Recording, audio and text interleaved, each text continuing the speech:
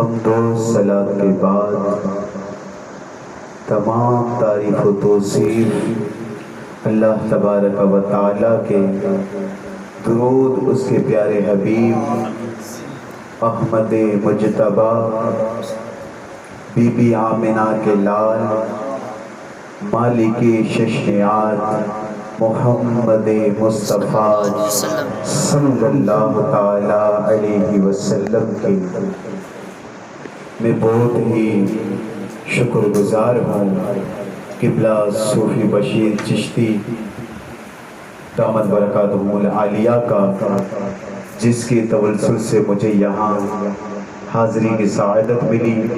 اللہ کریم حضرت کے علم میں، عمر میں، تقوی میں برکتیں عطا فرمائیں۔ آپ کی بنائے ہوئی بزم کو اللہ تعالیٰ دن 25ویں رات 26ویں ترقیاں عطا فرمائے اور مسلک اعلیٰ حضرت کی خدمت کرتے رہنے کی سعی نصیب فرمائے۔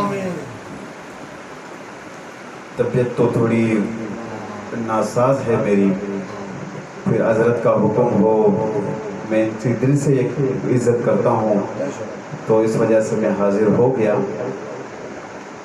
آج جو ہے ہم سرکار غوث پاک رضی اللہ تعالی عنہ کا ذکر سنتے ہیں۔ حضور سیدی غوث پاک رضی اللہ تعالی عنہ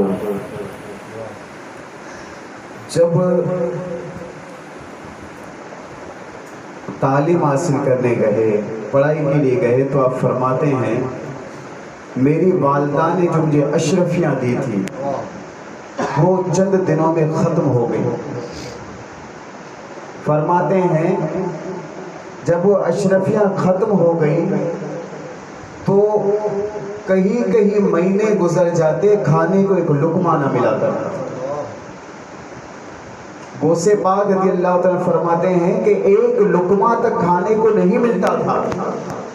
فرماتے ہیں میں دریائے دجلہ کے پاس چلا جاتا، فجر کے بعد وہاں لوگ آتے جو سبزیاں بیچنے والے سبزی دھویا کرتے تھے، کہا جو پتے بچ جاتے تھے پانی میں گر جاتے تھے نہر کے کنارے میں، غوث پاک فرماتے ہیں وہ کھا کر میں گزارا کیا کرتا۔ آج غوث پاک کی 11ویں کھانا تو بہت آسان ہے، غوث پاک کی تعلیمات پر عمل کرنا بہت مشکل ہے۔ فرماتے ہیں ایسا وقت بھی آیا، کئی مہینے گزر گئے، وہ جو سبزیوں کے ٹکڑے گرتے تھے نا وہ بھی نہیں گرا کرتے تھے۔ فرماتے کئی مہینے گزر جاتے، پیٹ میں ایک لقمہ نہیں ہوا کرتا۔ یہ غوث پاک رضی اللہ تعالیٰ عنہ نے دینی تعلیم حاصل کی، 9 مہینے کا درس نظامی مکمل کیا۔ اس کے بعد جب غوث پاک رضی اللہ تعالیٰ عنہ کو تدریس کے لیے بلایا، پھر جب وائس کے لیے بلایا، دیکھیں بندہ جب بچپن سے اللہ تبارک و تعالیٰ کے راہ میں مجاہدے کرتا ہے، اپنے نفس کو مارتا ہے، تو اللہ تبارک و تعالیٰ سے کمالات عطا فرماتا ہے۔ غوث پاک رضی اللہ تعالیٰ عنہ جب تقریر کے لیے گئے، اللہ اکبر کبیرہ، استاد صاحب نے فرمایا عبدالقادر آپ نے تقریر کرنی ہے، لیکن آپ کے تقریر میں بڑے بڑے علماء، بڑے بڑے فقہاء آئیں گے۔ غوث پاک رضی اللہ تعالیٰ عنہ نے استاد صاحب سے کہا جی لبیک استاد صاحب۔ اب جب استاد صاحب کو تو کہہ دیا، پریشان گھر پہ پہنچے، یا مسجد میں، ایک روایت میں گھر ہے، دوسرے مسجد ہے، مدرسہ ہے، خیر جب پہنچے غوث پاک رضی اللہ تعالیٰ عنہ لیٹ کے آنکھ لگ گئی، حضور صلی اللہ علیہ وسلم خواب میں تشریف فرمایا عبدالقادر کیوں پریشان ہو؟ عرض کرتے ہیں نانا جان کل تقریر کرنی ہے، بڑے بڑے علماء آئیں گے، لیکن مجھے تو عربی نہیں آتی۔ یعنی عربی ایک بولنا الگ ہے، پھر اس کا فن تقریر، پھر بلاغت، پھر منطق، اللہ اکبر کے علماء کے سامنے۔